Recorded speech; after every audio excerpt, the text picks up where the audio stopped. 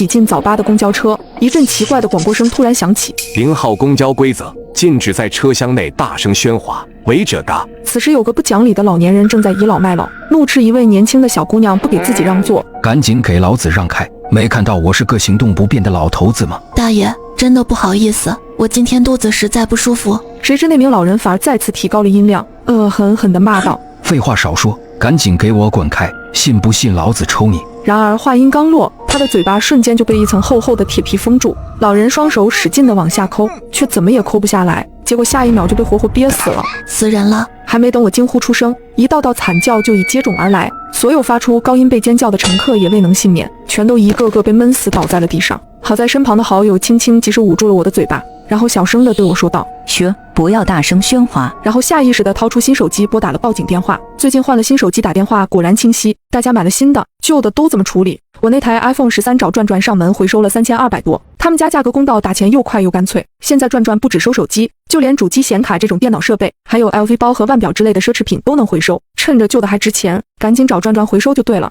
可更加让人慌乱的是，拿出手机后，我们才发现所有人的设备都接收不到任何信号，仿佛和外界切断了联系。司机呢？为什么出了这么大的事还不停车？可当我们走过去才发现，面对这么血腥的场面，司机竟毫无反应，平静无比地紧握着方向盘，踩着油门向前开去。更加诡异的是，挡风玻璃外面根本不是我们熟悉的市区，所有的高楼和车辆全部消失不见，只有一条白茫茫的长路被阴云笼罩，一眼看不到尽头。这时诡异的广播声再次响起：欢迎来到0号公交，若想活命，请按规则行事。车里一片死寂，每个人都屏住了呼吸，仔细倾听诡异的公交规则。1. 本班公交不会在中途站点停车，更不会开门，试图自行离开者嘎。2.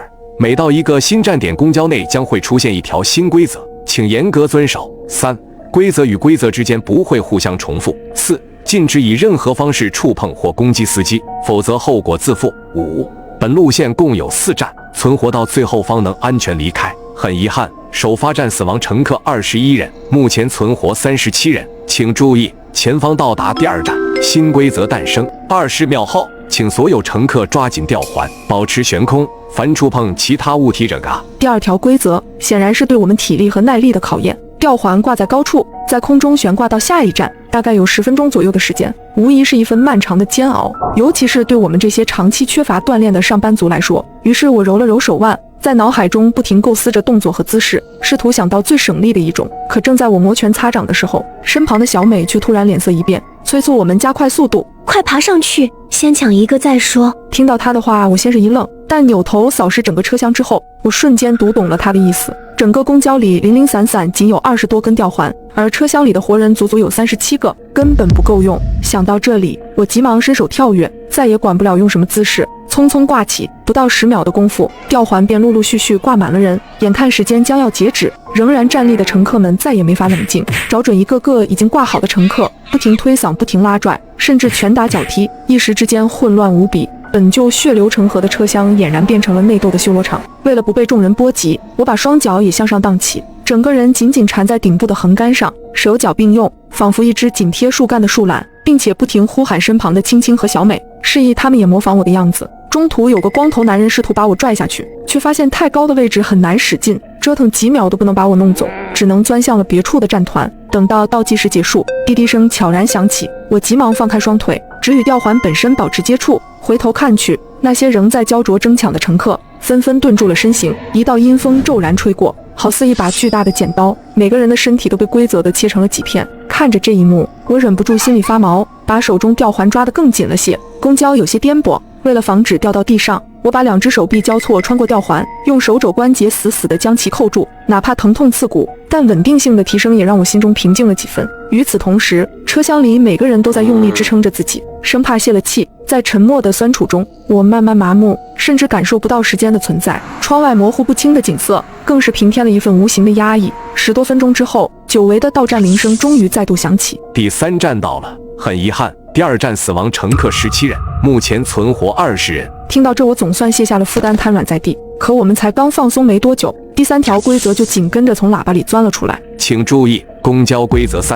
交规则第3条，请所有乘客在3分钟内选择合适的位置躲藏好。游戏开始后，到站前禁止移动。听完这条规则后，公交上的所有人都松了口气。和前2关的猝不及防不同，这一次总算轻松了许多，不用像无头苍蝇一样亡命乱窜。而且这一关看起来似乎也并没有什么难度。可就在我们暗暗庆幸的时候，青青却始终眉头紧皱，思索许久后，一脸严肃地看向我俩。我总觉得这一关或许另有隐情。我和小美顿时屏住了呼吸，青青简单地讲出了自己的猜测。大家都从鬼门关里走出来2回了，应该很清楚前面2关的危险性有多高。不难推测，规则多半很希望置我们于死地，但又会给部分人留下求生的余地。而眼前的第3关却完全不符合这样的模式，所以我认为第3关的重点可能在规则的最后几个字上面。你说的是到站前禁止移动？没错，青青点了点头。我猜接下来的行驶过程中很可能会出现一些意想不到的事情，把某些乘客淘汰。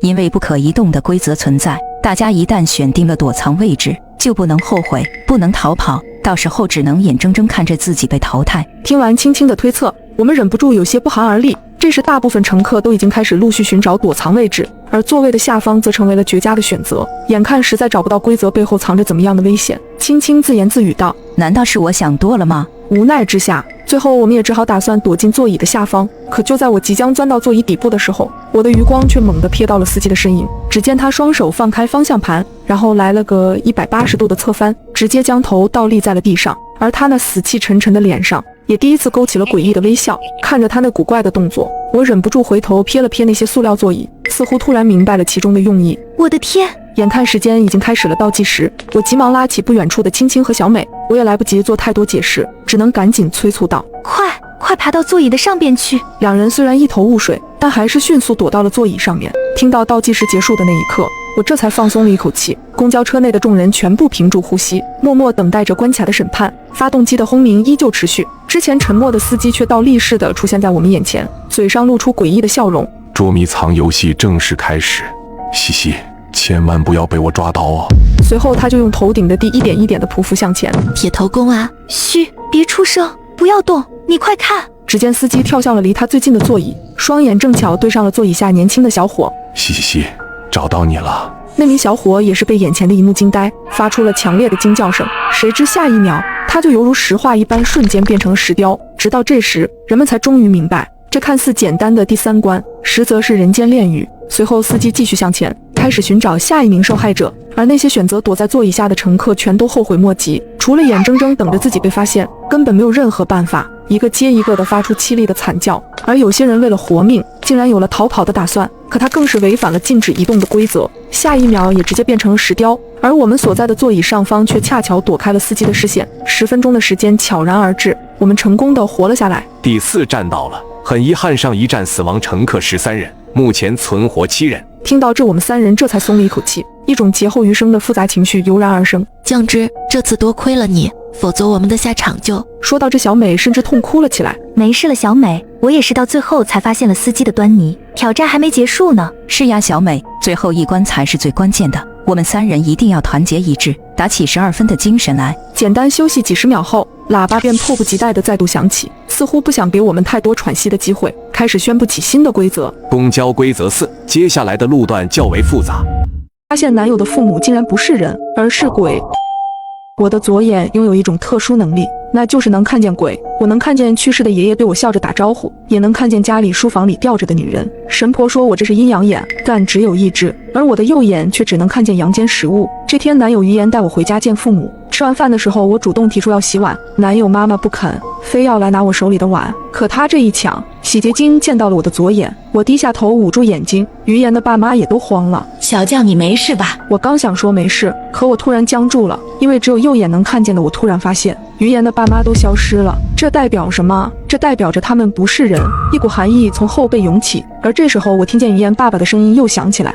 小将，你没事吧？厨房里明明空荡荡的，却有清晰的有声音从耳边响起。我努力挤出笑容，没事，就是一点洗洁精。我擦干净左眼睁开，果然我又看见了于言爸妈在我面前，一脸关切地看着我。我假装揉了揉左眼，用右眼单独看了一下，于言爸妈又消失了。我的心彻底沉到谷底。发生什么事了？是于言进来了。小将眼睛进洗洁精了，也不知道碍不碍事。于言闻言赶紧走到我面前，关切问：小将，你没事吧？我却没回答，我只是假装继续揉着左眼，同时小心翼翼的单独用右眼看了于言一眼，我紧绷的神经这才松开些许。太好了，至少于言还是活人，或许是于言的存在给了我一些勇气，我总算平静下来，对于言爸妈笑着说：“叔叔阿姨，我没事。”于言父母这才松了口气。洗干净碗筷后，于言爸妈说要下楼给我买新鲜的水果。等他们出门后，我才开始试探于言。从于言的描述里，我得知他父母是退休工人，平日很少和别人来往，这也就难怪了。于言爸妈平日不怎么和人来往，那他们出事突然去世，于言一时半会没发现也是正常。于言还告诉我，这次带我回家也是他爸妈主动提出来的。我爸妈也不知道为什么，前几天突然跟我说一定带你回来，可能是想早点见未来的儿媳妇吧。于言笑着跟我说，我心里却是一阵阵发毛。前几天，那他爸妈那时候可能已经死了，两个鬼一定要见我，到底是想干什么？我必须得把真相告诉他。于是我开口：“于言，你知道吗？你爸妈其实已经死了。”于言先是愣了一下，随即他有些生气：“小将这个玩笑一点都不好笑。”我知道他不信我，我只能把我左眼是阴阳眼的事完完全全的跟他说了。可于言还是不信。小将，你是不是最近压力太大？需不需要找一个心理医生看看？感情他这是觉得我疯了，我无奈只能开口：“你如果真的不信我，不如就试试看。你应该听说过，在门口撒大米能驱鬼吧？那是因为大米可以障眼鬼怪，让鬼怪看不清大门的位置。你如果真相信你爸妈是活人，就把大门打开，再撒一把米在门口。如果你爸妈是活人，就可以正常进门；但如果你爸妈是鬼，他们就会以为门关了，找不到回家的路。”这些年因为阴阳眼，我也跟神婆七七八八学了不少知识和本事，今天就派上了用处。于言依旧是一脸不相信地看着我，但好歹是照着我说的做了。没过多久，走廊外的电梯叮的响了，是于言爸妈回来了。他们拎着水果在走廊里就招呼：“于言，赶紧出来帮你爸拎水果。”于言看了我一眼，然后他起身朝门外走，可下一秒他突然顿住了，因为他看见他爸妈走到敞开的大门口，脚步突然就顿住了。紧接着他爸喊：“于言，你干嘛呢？赶紧给我们开门啊！”我看见于言的脸色这才白了，因为门明明就开着。于言几乎是颤抖的开口：“爸，我们这有点事，你自己进来不行吗？”他爸却是语气急起来：“我们手里那么多东西呢，怎么开门？